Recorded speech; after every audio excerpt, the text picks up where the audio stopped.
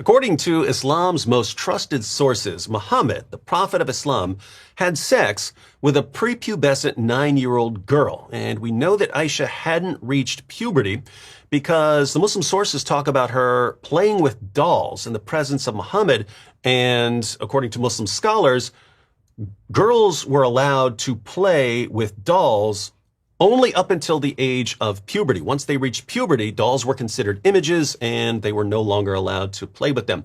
We have all kinds of reasons for believing that Aisha had not reached puberty, according to the Muslim sources. But there are some hadiths that Muslims use in the West to show that Aisha had, in fact, reached puberty. And let's go ahead and take a look at an example. This is Sunan Abu Dawud, number 4933 or 4915, depending on which edition you're using. And let's go ahead and read something interesting here. So this is about Aisha being taken to the house of Muhammad to consummate the marriage with her. So Aisha narrated, "The Messenger of Allah married me when I was 7 or 6. When we came to Medina, some women came. According to Bishr's version, Rumman came to me when I was swinging. They took me, made me prepared, and decorated me.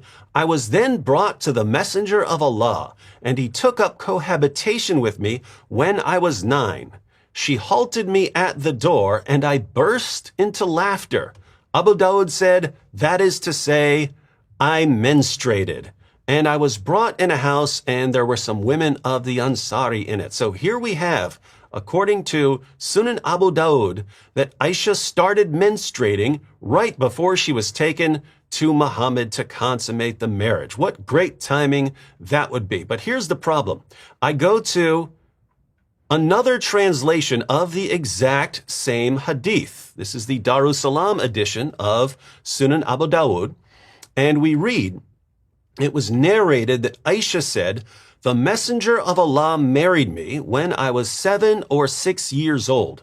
When we came to Al-Madinah, some women," Bishr said, Rumman, "came to me when I was on a swing and took me and prepared me and adorned me. Then I was brought to the Messenger of Allah, and he consummated the marriage with me when I was 9 years old. She made me stand at the door, and I started to breathe deeply. Then I was brought into a room where there were some of the Ansari." Hey, wait a minute. What happened to the part about Aisha starting to menstruate? It just says that she started to breathe deeply. Well, now I'm confused, everyone. It looked like we had good evidence that Aisha had reached puberty. She had started menstruating when she was taken to Muhammad to consummate the marriage. And there are Muslims around the world who use this hadith to show that Aisha had, in fact, reached puberty. But I look at a different translation of the exact same hadith, and it doesn't say one word about Aisha menstruating. So now I'm just confused. I don't know who to believe here. I don't speak Arabic, so I don't know which one is correct. I'm in a really, really sad spot right now. Oh, wait a minute. Fortunately, I'm here with my good friend Al-Fadi. David, man, this is an amazing studio you have, man. And the logo, by the way, looks familiar to me. Yeah, it's pretty cool studio I built for myself here. Now, correct me if I'm wrong, but you know Arabic, don't you? Well, the last I checked, yes. Well, this is some great timing because I was sitting here and I just had no idea what I was going to do. And then you're here. So this is great. So let me go ahead and ask you, since you're here. Now, you've got the Arabic in front of you, right? Yes, the Arabic that you're just looking at, and I'm trying to pull it here, and maybe they can show it to us right here on the screen as well for everyone else to be looking at it. But your concern is that the English is saying something that you're suspecting the Arabic is not, and that's the focus on puberty. Yeah, we're getting two different translations. One says she menstruated, the other doesn't say anything about menstruating. So I was hoping you could confirm what Muslims are telling us, that she had, in fact, reached the time of menstruation, and show us that in the Arabic. Unfortunately, David, your suspicion is correct, and there is no word here in Arabic that denotes the age of puberty or reaching puberty or even anything remotely close to that.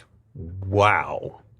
Wow is the word, So, for sure. so we can say that either that's just a mistake, it's just an error. Someone messed up the translation, or someone's trying to be deliberately deceptive to make people think that Aisha had reached puberty. If it is one example, you can say, okay, maybe it's a mistake, but there is an effort here to be deceptive or to try to at least shed the light on something totally different than what the Arabic is saying, taking advantage of the fact that many people probably who will be watching this or reading it are non-Arab. Let's go ahead and look at a passage in Sahih al-Bukhari, and we're going to see something very similar happening, but this is another example that is used by Muslims to show that Aisha had reached puberty. And here it specifically says that she'd reached puberty. So lots of Muslims go to this passage, and I've seen lots of non-Muslims say, hey, wait a minute, the Hadith does claim that Aisha had reached puberty. Right here in Sahih al-Bukhari, number 476. So here we have, narrated Aisha, the wife of the Prophet, I had seen my parents following Islam since I attained the age of puberty. So, since she reached the age of puberty, she's seen her parents following Islam.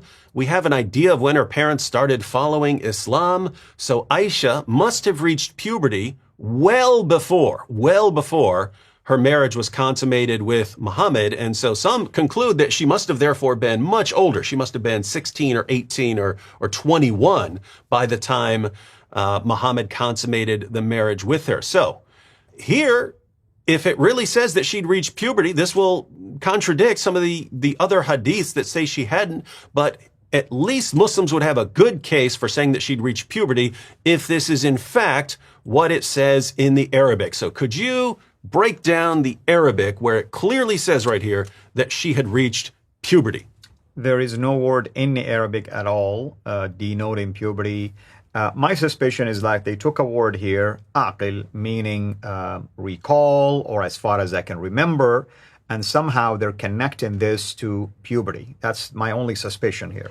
So this in the Arabic, it doesn't say puberty. It does not. You're saying they're interpreting something else to mean puberty for this. That's right, exactly. Okay, so you're saying that means something when I could recall. That's pretty much. I mean, it has to do with the word aql, meaning brain, memory.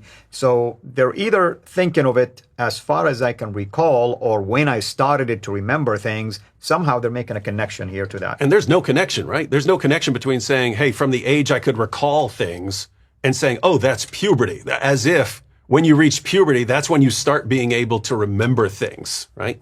Unless there is a different science that they're following. I'm Some not weird aware stuff. of anything like that. Unless you reach puberty and then you got a head injury, forgot everything, and then all of a sudden, right then, you started remembering things. But I don't know who to believe here, so let's go ahead and take a look at another Muslim translator, Aisha Bewley, one of the most popular Muslim translators in recent years. Let's go ahead and check out her translation of the exact same hadith and see if she agrees with you or if she agrees with those who say that it refers to Aisha reaching puberty. So this is the Aisha Bewley translation there, number 464. It is related that Aisha, the wife of the Prophet, may Allah bless him and grant him peace, said, I have no recollection of my parents doing anything but following the deen of Islam. So she agreed with you. It actually has something to do with remembering certain things. That's right. And Aisha is taking a unique look here. She's saying what Aisha, the other Aisha, the wife of Muhammad, is saying is that when it comes to religious practices, all I can remember is that my parents were always Muslims. So she's not saying Aisha did not remember things before that, but she's saying from a religious practice of her parents, all she can remember is that both of her parents were actually followers of Islam. So that's the angle. So now notice, Aisha's parents weren't always Muslims. Right. But she's saying as long as she can remember, they were Muslims. Correct. But this would mean that she was actually very young, right? Because it would mean she doesn't even remember when her parents were polytheists. She only remembers when they were Muslims. But the other translation we looked at suggests that she'd already reached puberty by the time her parents converted. And so completely different different versions of events. That's true. And keep in mind, when Muhammad even proposed to marry her, Abu Bakr has been following him for years.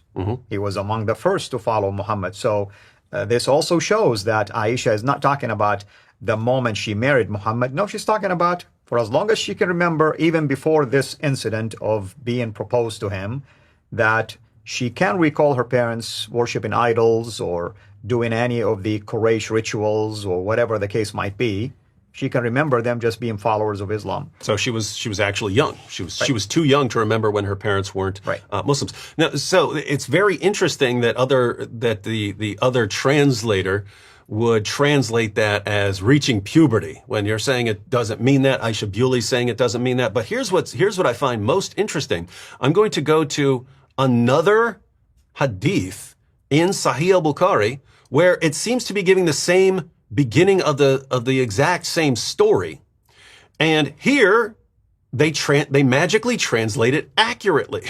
And so look at this. This is Sahih al-Bukhari number 2297, and it's the same thing. Narrated Aisha, wife of the Prophet, since I reached the age when I could remember things, I have seen my parents worshiping according to the right faith of Islam. So here they suddenly know what it means for Aisha to be saying that from the time she could remember anything, she remembers her parents following Islam. So given the Arabic here, is the Arabic the same? In other words, are the two passages talking about the same thing in Arabic? The Arabic is almost identical.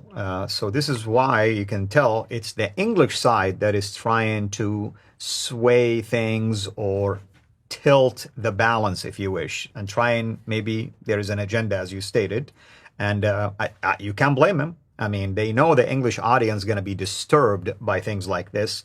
So they're trying somehow to lessen the impact and insert the idea of puberty.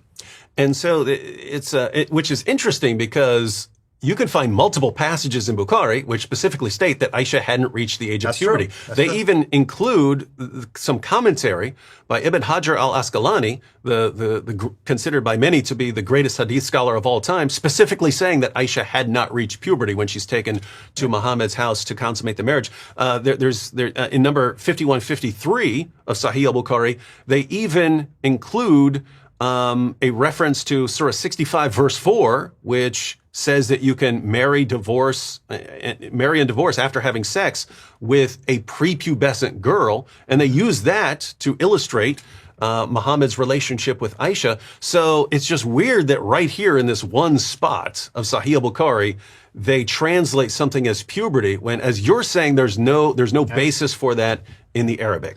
Yeah, and my medical assessment of this is a case called TMRT, the miracle of retranslation. The miracle of retranslation, ladies and gentlemen. So notice what we can say here. There are Muslims all over the world who are really bothered by Muhammad's relationship with Aisha. They're told all their lives that Muhammad is the greatest man who's ever lived and that he was perfect in every way. And then they find out that Muhammad had sex with a 9-year-old girl. And at first they generally deny this. Oh, no, he couldn't have done that. But then we show them the sources. And then they eventually start saying, well, right here in Sahih al-Bukhari, it says that Aisha had reached puberty. But even that is based on a mistranslation, and it's not found in the Arabic. That's very interesting. Now, I want to point out one more thing about why this is so disturbing. So I'm going to pull up here a passage from an article by the Yaqeen Institute. This is Asadullah Ali Andalusi and Jonathan Brown. Jonathan Brown is a world-renowned Islamic scholar.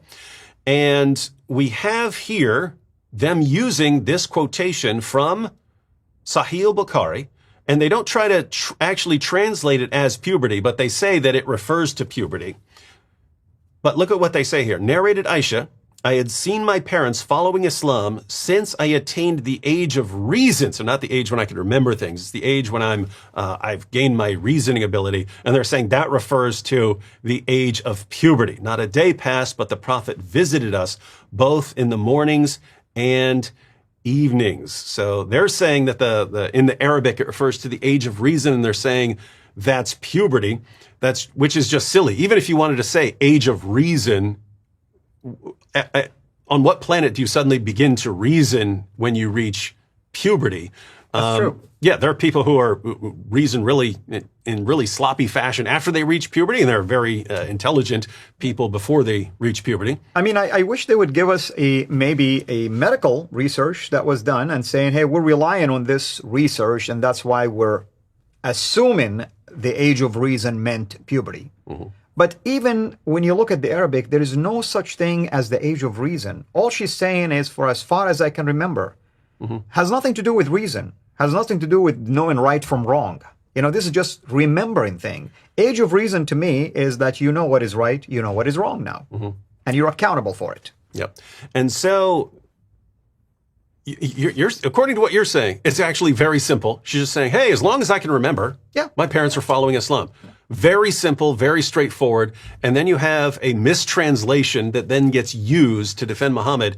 And it's one thing for Muslims to do this. It's one thing for your average Muslim who doesn't know what the Arabic says, who doesn't know how to read this passage and interpret it and understand it, and just reads the English translation and says, oh, there, you see, Aisha had reached puberty. It's one thing for a Muslim like that. They don't know what they're talking about, but I wouldn't think that person is trying to deceive me.